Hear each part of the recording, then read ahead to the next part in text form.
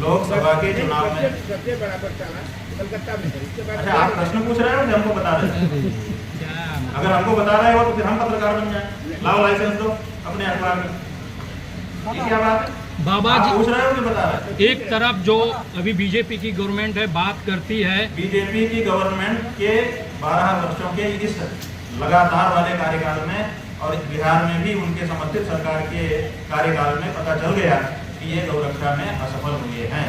इसीलिए गौरक्षा के लिए अब सब हिंदुओं को अपना नया रास्ता बीजेपी पार्टी में देखा जा रहा है कि बहुत सारे संत महात्मा हैं जो इस पार्टी के चुनाव भी लड़े हैं। भाई, बहुत सारे संत महात्माओं को आशा थी कि ये करेंगे, गौ हत्या बंदी करेंगे, इसीलिए उनके साथ जुड़े थे। तो फिर अभी भी जो बहुत से हैं जो समझ गए, बहुत से अभी भी आश्वासन में दबे हुए हैं, लेकिन सब गौरक्षा के लिए जुड़े थे इस पार्टी से। आप क्या बात कर रहे हैं? एक महात्मा दूसरे किसी कारण से नहीं जुड़ा है। सब महात्मा, सब हिंदू इनसे इसलिए जुड़े हैं कि वो समझते हैं कि यही हिंदू पार्टी है। लेकिन हिंदुओं का काम तो कुछ कर नहीं रही है। सबसे पहला काम जो गौरक्षा का था वो तक तो कर नहीं पाई है।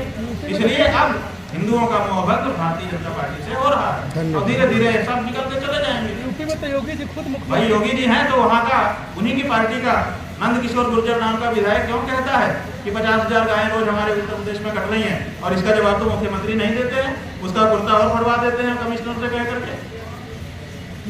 आखिर उनकी पार्टी का ही विधायक क्यों ये कह रहा है और उसका जवाब क्यों मुख्यमंत्री नहीं दे रहे हैं? और जो संतपुर में कहते आ रहे हैं हिंदू राष्ट्र के लिए, तो आपका क्या कहना है? भाई, हम कह रहे हैं कि सब लोग इसीलिए जुड़े थे भारतीय जनता पार्टी से क्योंकि उनको आशा थी कि हम हिंदुओं की पीड़ा को ये पार्टी समझेगी। पहले वाली पार्टी नहीं समझ रही थी, इसलिए पहली पार्टी को उठा करके फेंका, इस पार्टी को अपनाया। लेकिन उस पार्टी से भी आगे इन्होंने गौ माता की हत्या को बढ़ा दिया, इसलिए अब इनसे मोहब्बत हो गया। आपकी जो भी बयान आती है बीजेपी के द्वारा कही जाती है कि ये कांग्रेस के समर्थन में बाबाजी बोलते हैं। ठीक है, कांग्रेस के समर्थन में अगर हम बोल रहे हैं तो आप एक कांग्रेसी का वक्तव्य दिखा दो जिसमें वो कह रहा हो कि गौ हत्या किसी हालत में बंद करनी चाहिए। एक कांग्रेसी निकाल के दिखाओ। कौन है कांग्रेसी, बताओ। हम तो कहते हैं कांग्रेसी नहीं, ओवैसी अगर कहे कि हम गौ रक्षा करेंगे तो हम उसको भी समर्थन देने को तैयार है, लेकिन कहे तो कोई। कांग्रेस इसीलिए हट गई हमारे हृदय से क्योंकि उसने 2 जोड़ी बैल का चिन्ह चुनाव का बनाया और उस पर चुनाव पे हमारा वोट लिया और फिर गौ हत्या जारी रखा।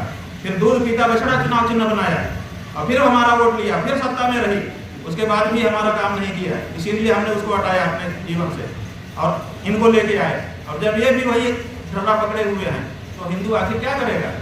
अपने हृदय की पीड़ा को दूर करने के लिए कोई ना कोई उपाय तो खोजेगा। बाबा जी, अभी नवरात्रि का समय चल रहा है, डांडिया खेलने पे जो भी लोग जाएंगे अपना प्रमाण पत्र या आधार कार्ड। डांडिया खेल नहीं है, डांडिया एक पूजा है, एक उपासना है, एक आराधना है। जो ईश्वर को नहीं मानता, जो देवी जी को नहीं मानता, उसको क्यों डांडिया खेलना चाहिए? एक खेल है, ये ओलंपिक में खेला जाता है। कैसी बात कर रहे हो? उसमें लोग बोल रहे हैं के रूप में दर्ज है। डांडिया जो है ये रास पूजा है, भगवती के चारों तरफ घूम घूम करके उनके गुण गाते हुए उनकी उपासना आराधना की जाती है। तो जो लोग देवी को नहीं मानते हैं, जो लोग मूर्ति को नहीं मानते हैं, उनको क्यों इसमें जाना चाहिए? स्वामी जी, जातिगत आरक्षण को रहते, जातिगत कानूनों को रहते, हमारे देश में जातिगत आरक्षण और जातिगत कानूनों को रहते हुए क्या हिंदू एकता संभव है? भाई, सवाल ये है कि हिंदू एकता क्यों नहीं संभव है? आखिर यदि जातिगत आरक्षण है तो जातिगत आरक्षण हमने इसलिए नहीं दिया है कि हम 2 हो जाएं। जातिगत आरक्षण हमने इसलिए दिया है कि कुछ लोग पीछे रह गए थे, उनको आगे लाना है, बराबरी में लाना है। पर क्या जाति से लोग गरीब होते हैं? बात यह है कि जाति से गरीब होते हैं कि नहीं होते हैं, ये बहस का विषय है। लेकिन अपने राजनीतिज्ञों ने ये निरूपित कर दिया, निरूपित करके उनको कहा कि आरक्षण देंगे ताकि ये बराबरी में आ जाए। हमारा प्रश्न ये है कि 80 साल हो गए, बराबरी में कब आएंगे? 10 साल के लिए दिया था, 10 साल के लिए जो चीज अनुमानित की गई थी उसको 80 साल हो गए।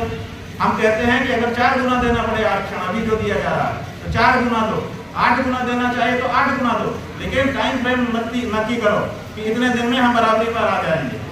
दो, क्या दिक्कत है? हमारे भाई हैं, हमारे छोटे भाई हैं, उनको आरक्षण देने में हमें दिक्कत नहीं है, लेकिन आरक्षण के नाम पे उनको पंगु बना करके सदियों तक उनको पिछड़ा और दलित घोषित कर देने में हमको दिक्कत है। स्वामी जी, एक मुद्दा है लव जिहाद। हमारा जो भाई है, सगा भाई है, एक ही बाप से, एक ही परमात्मा से हम सब उत्पन्न हुए हैं।